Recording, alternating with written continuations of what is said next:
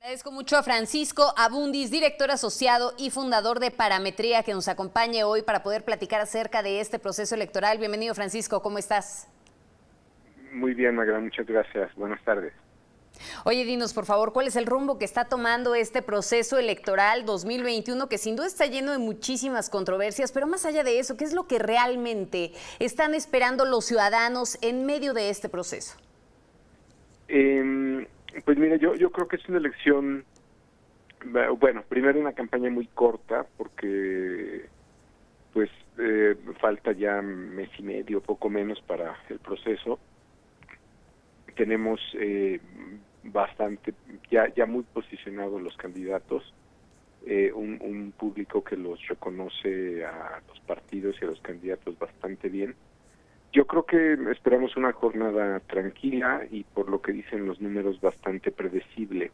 A diferencia de las elecciones de la presidencia, por ejemplo, estas que son intermedias no despiertan el mismo nivel de interés, salvo por la particularidad de esta elección, que hay 15 gobernaturas y casi 2,000 alcaldías. Entonces, bueno, ya es historia en este país, siempre es la elección más grande, pero esta yo creo que tiene la característica de ser muy grande en lo local y muy importante en lo federal. Es decir, las posiciones de los 500 curules que están de por medio, 300 de mayoría y 200 de representación proporcional, que en términos de gobernabilidad nacional es lo más importante, no necesariamente es lo más visible. Lo más visible para el ciudadano primero son las alcaldías o presidencias municipales, y en segundo término las gubernaturas, y ya después vendrían las diputaciones federales. Entonces yo te diría, los niveles de interés, aun cuando falta mes y medio, todavía son relativamente bajos, pero pues esto se intensifica muy rápido, ¿no?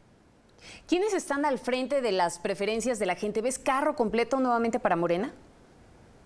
Pues sí, inusual, hace 30 años que no pasaba esto, que el partido en el poder, en el gobierno, quien había ganado la presidencia, llegara con una fuerza aún mayor que con la que ganó.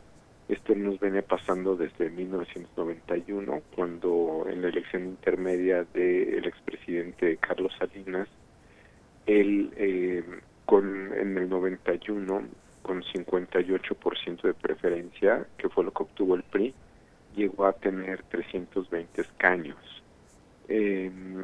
Estamos estimando algo muy similar para esta elección, con además un elemento de sobrerepresentación que podría acercarse aún más a los 334, que son los de mayoría calificada. Yo creo que la pregunta hoy ya no es si tiene la mayoría Morena y sus aliados, PT y el Partido Verde. Creo que la pregunta es qué tipo de mayoría. Y en ese sentido, ¿qué tipo de mayoría entonces sería la que tendría? Déjame regresarte esa pregunta.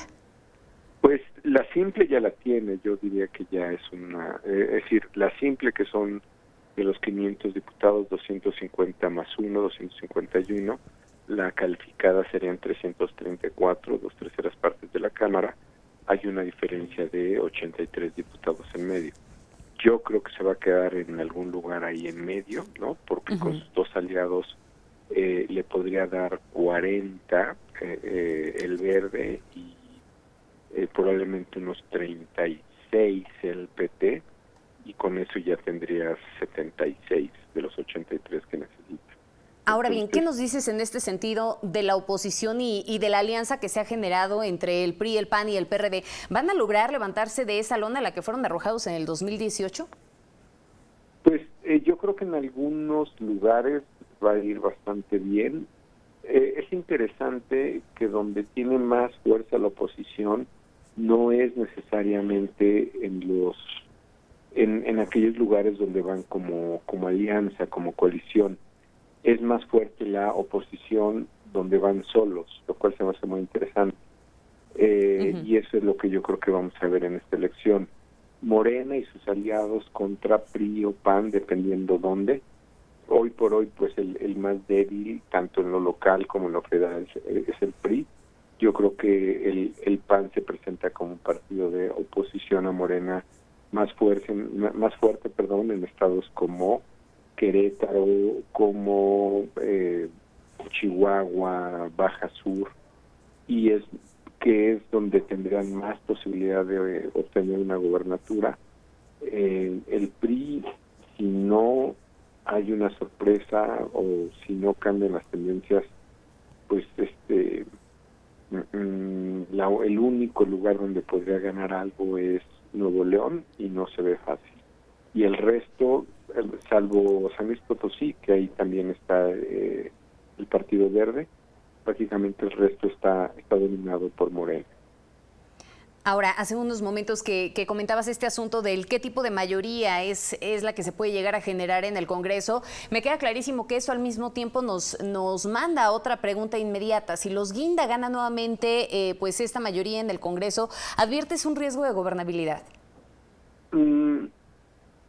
Yo creo que va a ser una gobernabilidad muy similar a la que tienen ahora.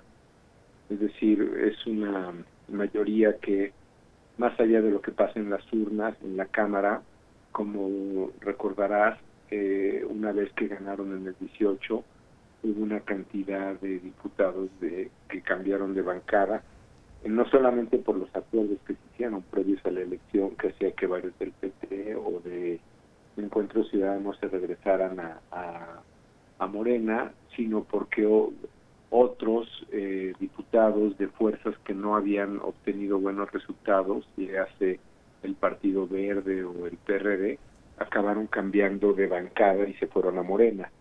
Entonces Morena en realidad tiene dos formas Morena y sus aliados tienen dos formas de llegar a esa mayoría calificada.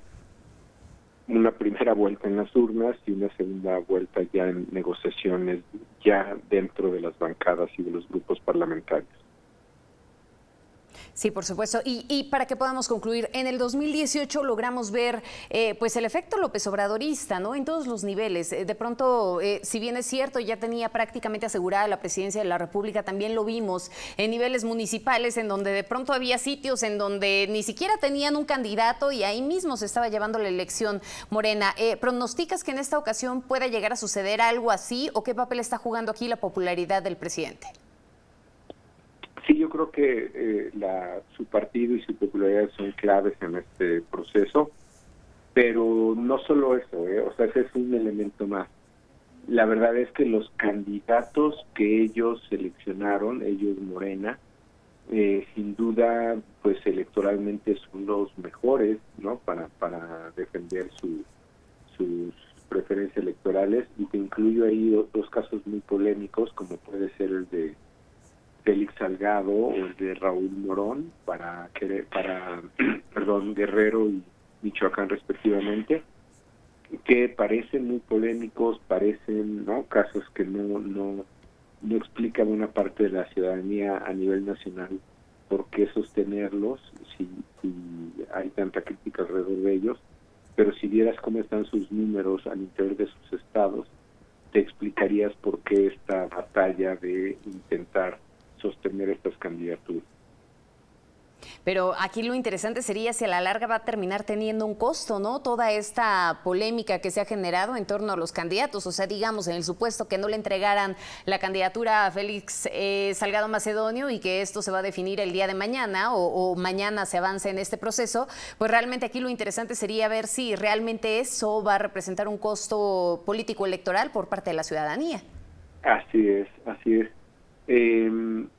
Sí, ese es el gran dilema que tenemos ahora, yo creo, Mayra, es ver cómo se va a resolver esa judicialización del proceso electoral, pero yo creo que, como bien señalas,